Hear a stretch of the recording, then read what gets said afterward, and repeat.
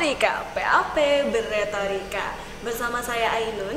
Pada episode kali ini kita akan berbincang dan ngobrol lebih jauh mengenai public speaking nih teman-teman. Mungkin dari teman-teman semuanya sering mengalami kendala atau permasalahan-permasalahan ketika melakukan public speaking.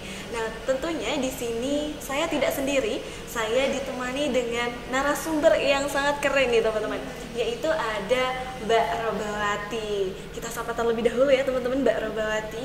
Halo Mbak, selamat pagi. Halo Mbak Ainun, selamat pagi. Apa kabar Mbak? Alhamdulillah baik. Alhamdulillah baik ya Mbak, pagi-pagi, selamat pagi. Langsung podcast nih ya teman-teman. Mungkin dari Mbak Robawati boleh nih untuk memperkenalkan diri terlebih dahulu. Oke, halo teman-teman, perkenalkan nama aku Robawati. Aku dari Pendidikan Matematika angkatan 2020. Saat ini ada di semester 5. Nah, Mbak Robawati ini dari Prodi Pendidikan Matematika nih teman-teman, angkatan 2020.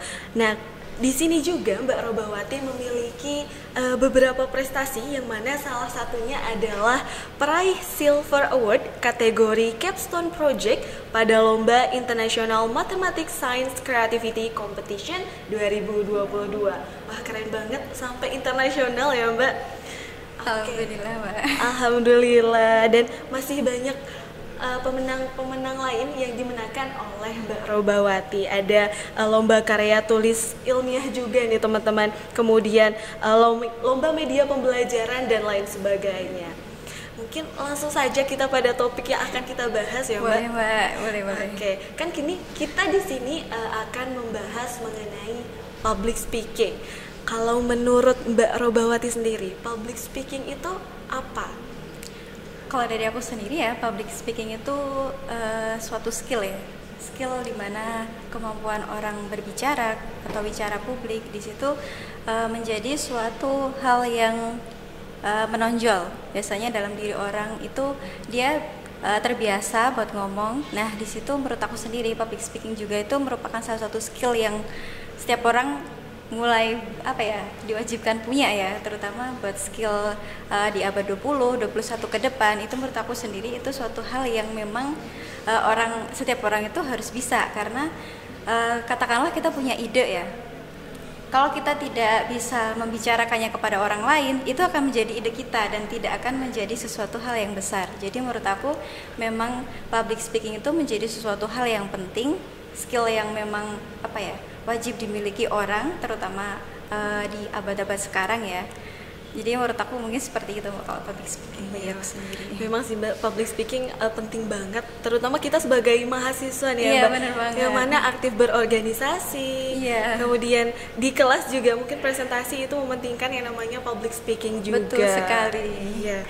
Dan mungkin kalau Mbak Robawati sendiri mungkin pernah gak sih mengalami ngeblank gitu Mbak saat public speaking. Nah, bagaimana cara Mbak Robawati mengatasi masalah tersebut, apalagi di depan panggung gitu Mbak, di depan audiens yang banyak?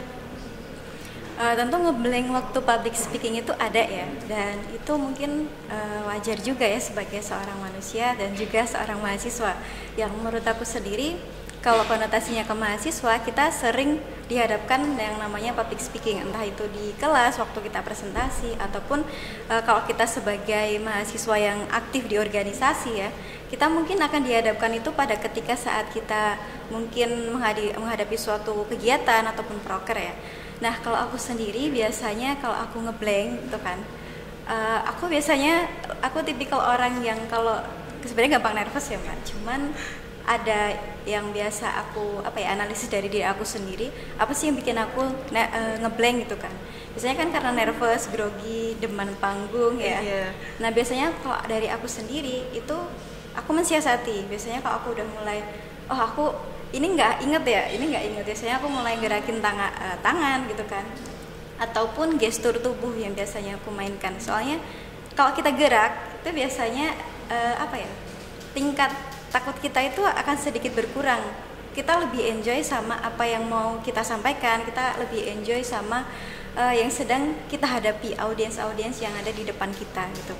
Dan kalau aku sendiri, biasanya kalau misalkan ada sesi di mana aku ngeblank ya di situ, waktu aku ngomong, itu biasanya aku bicarain apa yang sudah aku omongin, ya kan. Kalau emang aku udah nggak ingat ya, biasanya aku skip dibandingkan kita harus membuat audiens kita itu menunggu dan waktu kita terlihatnya terbuang gitu kan ya. Apalagi itu suatu public speaking yang dinilai itu apa yang kita omongin ya kan. Penilaian audiens itu menjadi sesuatu hal yang kita tuju itu. Mungkin dari aku seperti itu, Mbak. Iya, berarti mending dialihkan aja gitu ya, Mbak. Iya, benar banget, Mbak. Nervousnya itu lebih berkurang dengan sendirinya. Benar banget, Mbak. Iya. Kalau dari Mbak Robawati, apakah Mbak Robawati pernah mengikuti pelatihan public speaking atau memang Mbak Robawati udah tertarik nih dari awal dengan yang namanya public speaking itu sendiri? Kalau dari aku sendiri, pelatihan itu dalam konotasi biasanya lebih intens ya. Kita mungkin ada mentor gitu kan. Kalau dari aku sendiri sebenarnya nggak ada gitu kan ya. Aku terbiasa public speaking itu justru malah karena aku menyadari ya, skill public speaking itu emang dibutuhkan dan emang aku mesti punya gitu kan.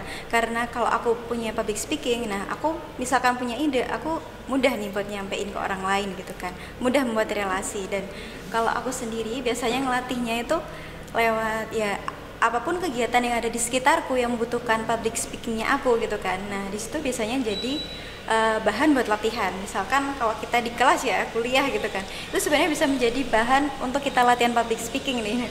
Misalkan kita mau presentasi. Nah kita posisikan di situ tuh bener-bener ini tuh forum yang penting gitu. Nah jadi nggak kita yang menganggap sepele, tapi kita juga nggak terlalu serius. Tapi di sini itu bisa jadi bahan buat belajar kita gitu. Jadi biasanya kalau presentasi gitu kan, aku bener-bener berusaha menguasai materi, dimana audiens itu kalau kita ngomong dia excited, dia tertarik gitu kan. Nah selain itu juga gitu kan, menurut aku sendiri pelatihan public speaking itu kan sebenarnya banyak ya, bahkan kita bisa melatihnya secara free. Sekarang medsos pun banyak yang ngulik itu kan ya Mbak, lewat YouTube, kemudian TikTok dan juga Instagram. Sekarang menurut aku content creator, seorang public speaker pun sekarang aktif di situ gitu kan. Jadi kita mungkin setiap melihat gitu kan, kita bisa sambil belajar dan juga mempraktekannya tentunya begitu ya. Jadi kalau dari saya pribadi bukan bakat juga bukan dari pelatihan, tapi karena kemauan dan kesadaran dan mau belajar gitu, mungkin ke situ ya Mbak arahnya. Iya, mungkin dimanfaatkan aja situasi yang telah ada, lebih diseriuskan lagi gitu kan. Itu bisa menjadi pelatihan sendiri dengan otodidak gitu ya Mbak. Iya benar banget Mbak, itu bisa dilatih gitu. Iya, mungkin Mbak Robawati percaya gak sih dengan prinsip kalau sebelum public speaking itu persiapannya gak hanya menyiapkan skrip, terus ada lagi membaca berulang-ulang, latihan. Terus dengan begitu kita berharap bahwa public speaking sendiri akan lancar. Kalau dari aku sendiri mempersiapkan skrip, kemudian membaca dan latihan itu kan memang udah menurut aku sendiri bagian wajib dari public speaking ya. Basicnya ya Mbak? Iya bener itu kayak pokok utama kalau kita mau public speakingnya itu ya itu harus ada gitu. Tapi dari aku sendiri ya, kalau aku sebelum public speaking itu aku pertama itu materi yang mau aku sampaikan itu tuh aku harus pegang dulu gitu kan.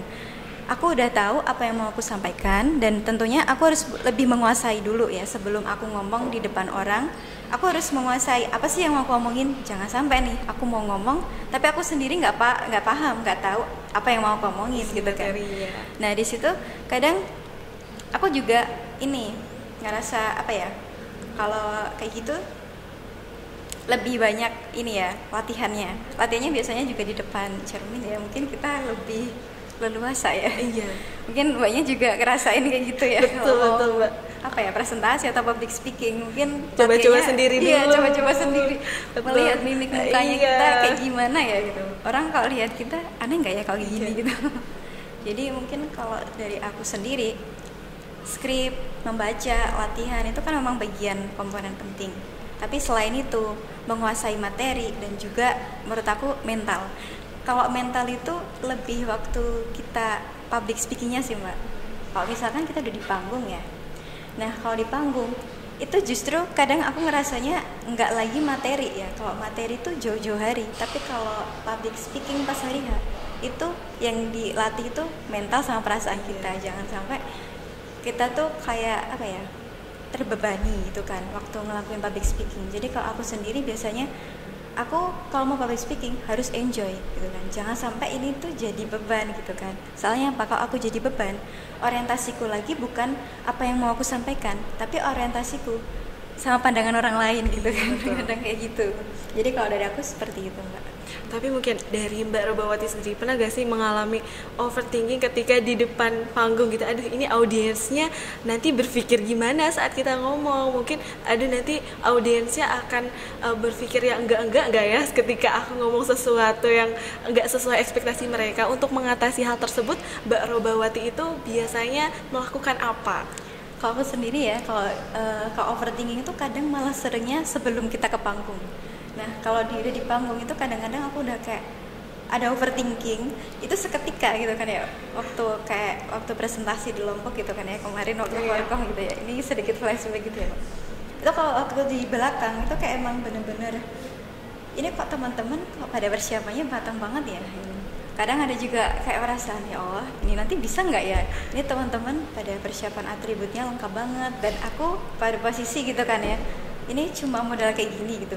Nah itu kan benar-benar kayak jadi apa ya, pikiran yang benar-benar mengganggu ya Mbak, mengganggu. Tapi kita tuh harus bisa ilangin itu, jadi kayak tantangan sendiri. Jadi kalau aku biasanya kalau udah di panggung itu, emang kalau lihat audiens, ya ampun, ini banyak banget ya yang denger gitu.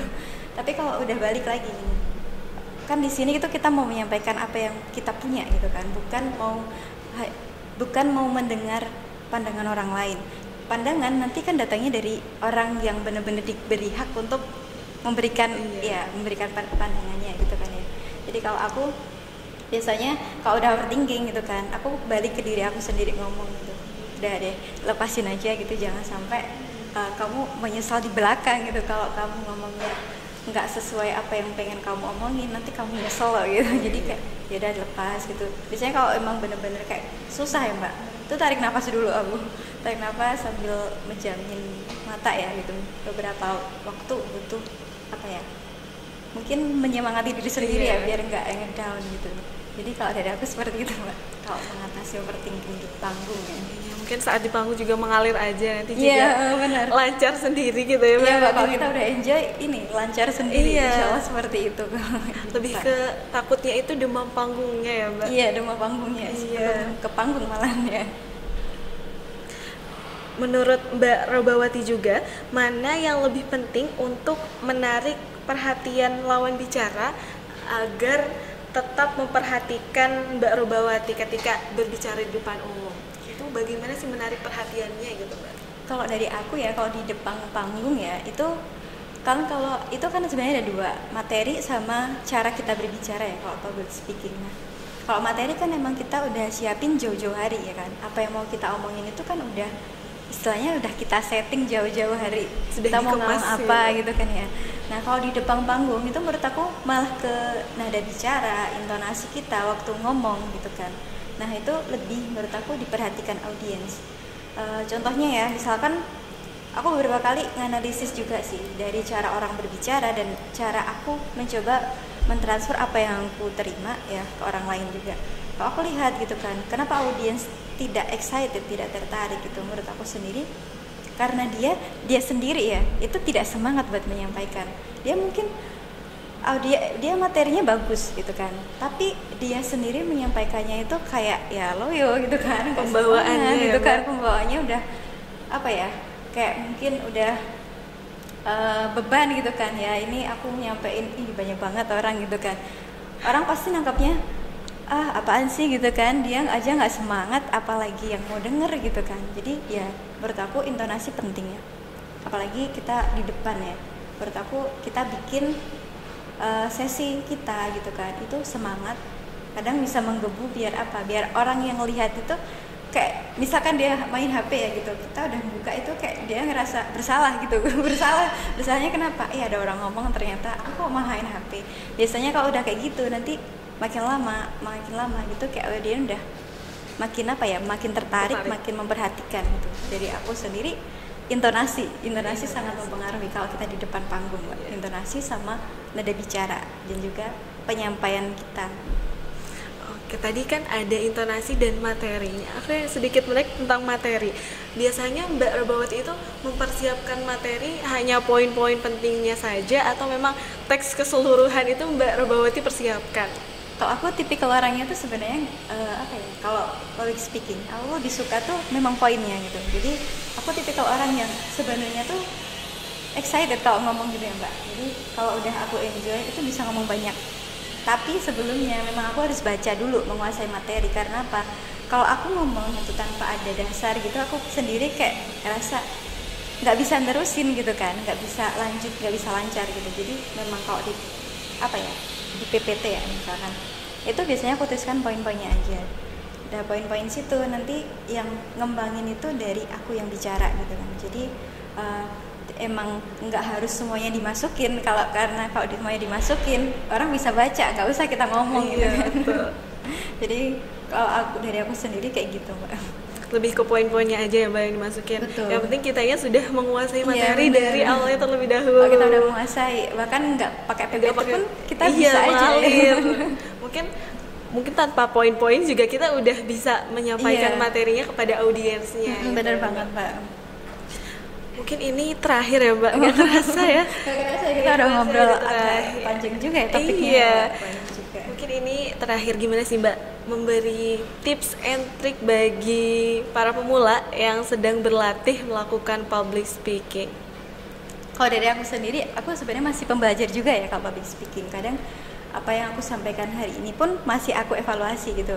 Aku perlu memperbaiki apa sih? Mungkin nada bicara, kecepatan bicara juga ya.